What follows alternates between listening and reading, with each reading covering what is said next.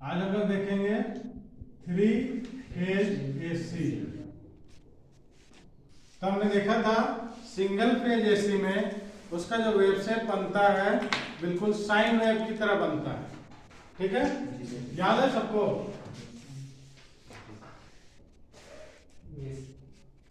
तो 3 phase AC का जब हम वेव शेप ड्रॉ करेंगे तो इसमें क्या है कि सेम रहे, हमारा जो वेव शेप होगा साइन वेव का ही होगा, बस इसमें डिफरेंस यही होगा, इसमें 3 तरह का वेव होगा और तीनों फेज के बीच में जो फेज डिफरेंस होगा 120 डिग्री का होगा।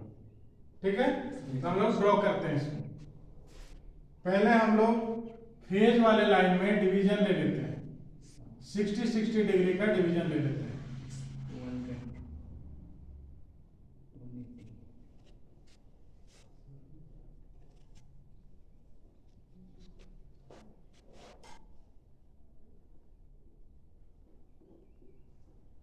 अब हम लोग स्टार्ट करते हैं।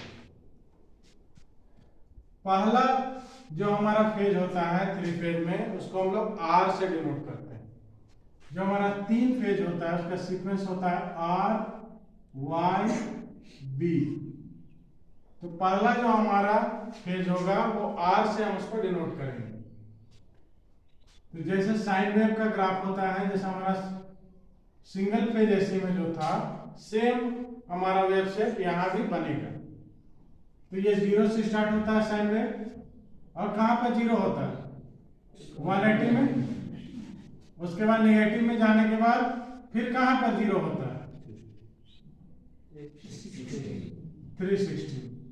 ठीक है, यहां से हम लोग काउंट कर सकते हैं 60, 120, 180 और इसी तरह फिर 60, 120, 180।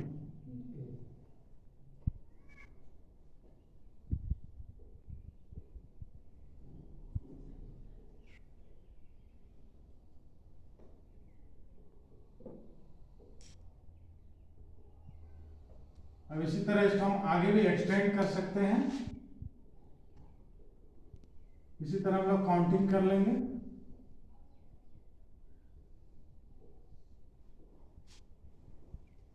ठीक है, अब हमारा जो दूसरा वेव है जिसे हम y से डिनोट कर रहे हैं, जिसको हम लोग यहाँ पर ब्लू से बनाते हैं। तो मैंने क्या बोला, आर वाई बी 3 फेज है, तीनों के बीच में जो हमारा फेज एंगल है, फेज डिफरेंस है 120 डिग्री का। अब ये 120 डिग्री का कहां से आता है? हमारे पास टोटल रोटेशन, एक सर्कल का अगर रोटेशन देखें तो कितना एंगल होता है इसका 360 डिग्री। अब यहाँ पर मेरे पास फेज कितना है 3 फेजेज है, अगर 3 से इसको डिवाइड करते हैं कितना एंगल आता है। इसी तरह हम देख सकते हैं यहां पर अगर हम ड्रॉ करेंगे आर,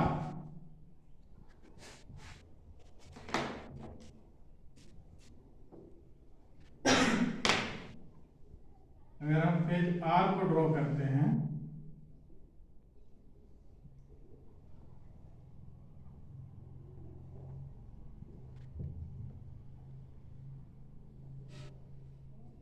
फेज वाई,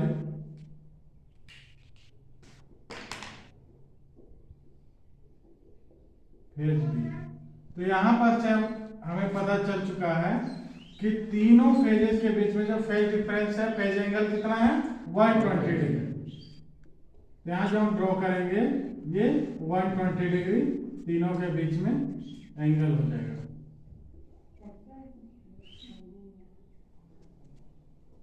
अब हमें पता चल चुका है कि तीनों फेज के बीच में एंगल जो फेज डिफरेंस जो है 120 डिग्री का। तो ये फेज जो हमारा आर जो स्टार्ट हो रहा है 0 से स्टार्ट हो रहा है।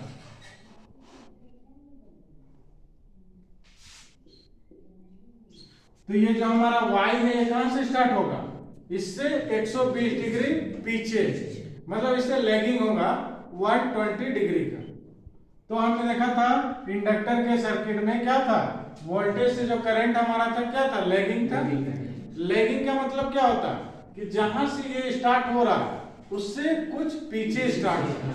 तो कितना पीछे स्टार्ट होगा, यहां पर हमें पता चला 120 डिग्री। तो 120 डिग्री यहाँ के बाद हम इसको बनाना स्टार्ट करेंगे। तो अब यहां से हमें देखना है कि कहां पर 0 होगा। तो हम देखेंगे 60 का हमने पूरा डिवीजन लिया है, तो 60, 120, 180। ठीक है, ये ग्राफ बनाना बहुत आसान है। यहां हम लोग मार्किंग करेंगे 0 का, यहां से 60, 120, 180, उसके बाद फिर यहां से 60, 120, 180। ठीक है, यहां से पहले हमारा क्या होगा, पॉजिटिव मैक्सिमम में जाएगा, उसके बाद ये कहां जाएगा, नेगेटिव साइड में, और ये फिर ऊपर चला जाएगा। ठीक है, अब हम तीसरे में आते हैं। ये जो हमारा फेज है बी, अब ये बी क्या होगा, इससे भी 120 डिग्री पीछे है। तो यहां पर हम देख सकते हैं y से 120 डिग्री पीछे हमारा बी होगा। तो y कहां है, यहां पर है। अब इससे 120 डिग्री पीछे, तो यहां पर 60, यहां 60, ये 120 हो गया। अब यहां से हम 180 देखेंगे, कितना है, यहां 60, 120, 180, फिर यहां 60, 120, 180। ठीक है, अब यहां से हम इसको स्टार्ट करेंगे, ये पॉजिटिव में जाएगा,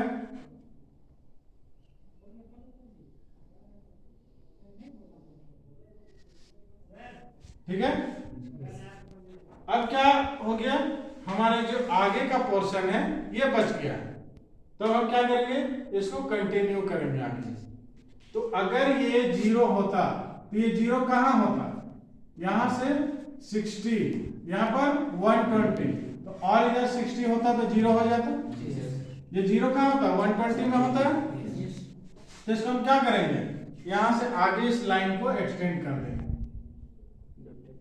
मतलब ये आगे जहां भी जाएगा 60 डिग्री में जाने के बाद ये 0 हो जाएगा। ठीक है, अब इसी तरह हम लोग बी का देख लेते हैं। तो 60, 120, 180, इसका 0 का पॉइंट हमको यहां मिल जा रहा है। तो हम लोग क्या करेंगे, इसको यहां से जोड़ देंगे। अब ये ऊपर कहां जाएगा, इस तरह, यहां से यहां पर 60 डिग्री मिल रहा है इसको, इधर और 120 जाके क्या हो जाएगा, 0 हो जाएगा। तो इसी तरह हम लोग देख सकते हैं कि 3 फेज में जो हमारा वेव शेप बनाना है बहुत ही आसान है। रेड पेन से हमने फेज आर को दिखाया है, ब्लू पेन से हमने वाई को दिखाया है, और ब्लैक पेन से हमने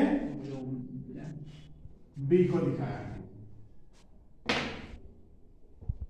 तो 3 फेज में हमारा जो फेज सीक्वेंस,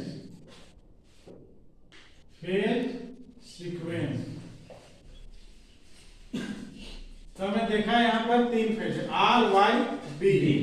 तो फेज सीक्वेंस का मतलब क्या है कि पहले कौन स्टार्ट होगा, उसके बाद कौन होगा, उसके बाद कौन होगा।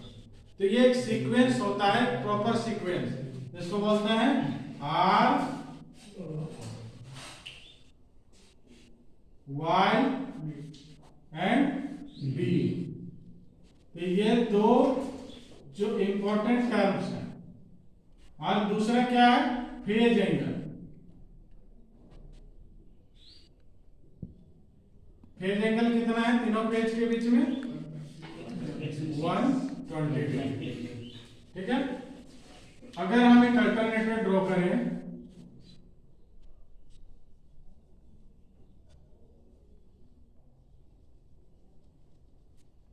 नॉर्थ पोल, साउथ पोल, यहां पर हमारा वाइंडिंग है।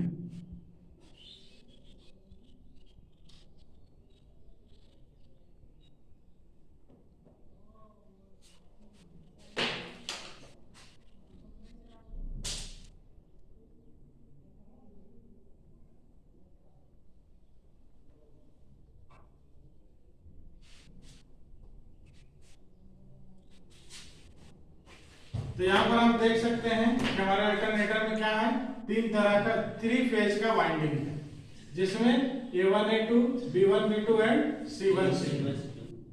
इसको अगर हम और अच्छे से ड्रॉ करें तो तीनों वाइंडिंग हम कैसे ड्रॉ कर सकते हैं,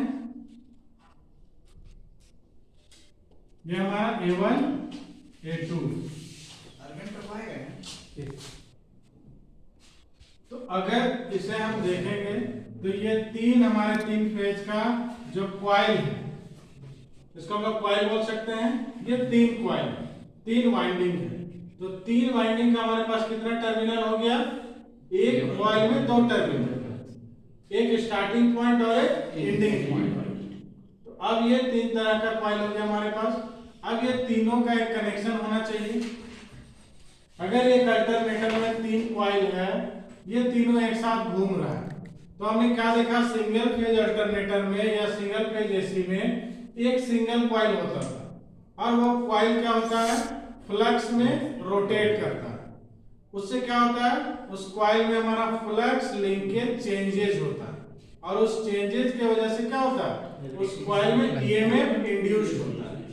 तो सेम थिंग यहां भी होगा। यहां पर बस डिफरेंस क्या है कि तीन फेज का वाइंडिंग है हमारे पास। तो जिस तरह वहां पर एक वाइंडिंग में हमारे ईएमएफ इंड्यूस्ड होता था, उसी प्रकार यहां भी हमारा तीनों फेज का वाइंडिंग में ईएमएफ इंड्यूस्ड होगा। तो डिफरेंस क्या होगा?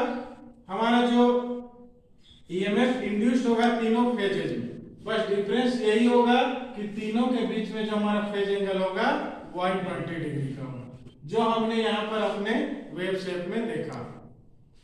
इसके अलावा जो हमारा ईएमएफ होगा या वोल्टेज होगा, इंड्यूस्ड ईएमएफ या वोल्टेज, वो हमारा तीनों फेजेज में सेम होगा। उसके साथ साथ हमारा फ्रीक्वेंसी भी सेम होगा। अब हम देखते हैं कि हमारे पास तीन वाइंडिंग है, तो इसको हम कैसे कैसे कनेक्ट कर सकते हैं, इसमें कितना तरह का कनेक्शन किया जा सकता है। तो इसको हम लोग थ्री फेजेज में दो तरह से कनेक्ट कर सकते हैं। पहला स्टार कनेक्शन,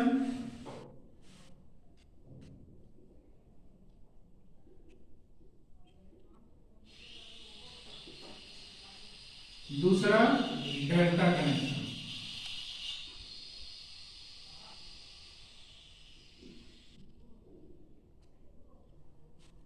स्टार कनेक्शन में क्या करते हैं?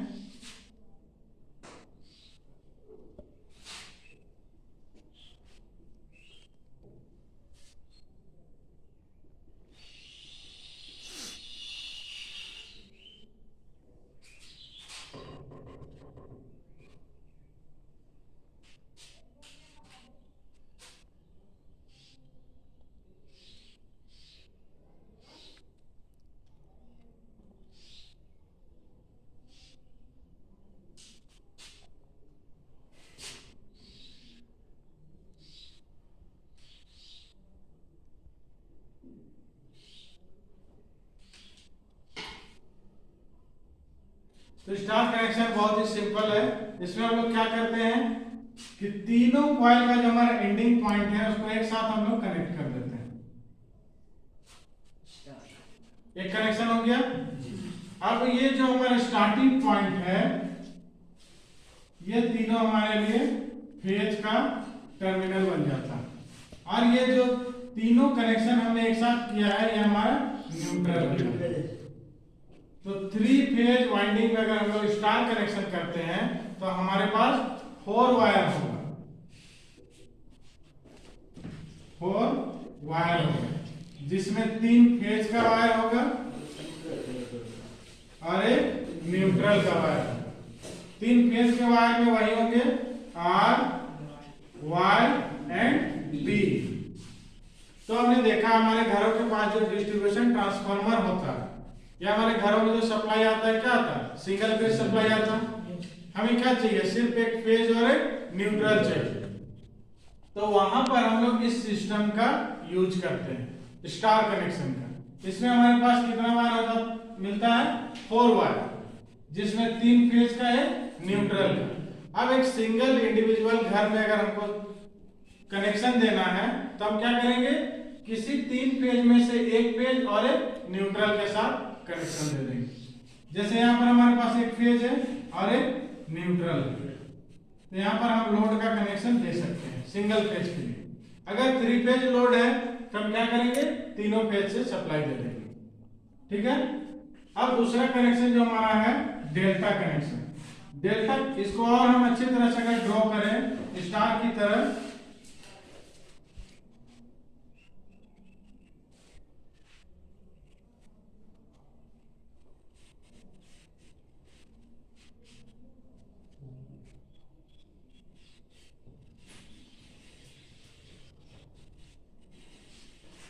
ये इस तरह से दिखेगा। अगर इसे हम रीअरेंज करके दूसरे शेप में अगर हम ड्रॉ करेंगे तो ये इस तरह से दिखाई देगा। अब आते हैं डेल्टा कनेक्शन में।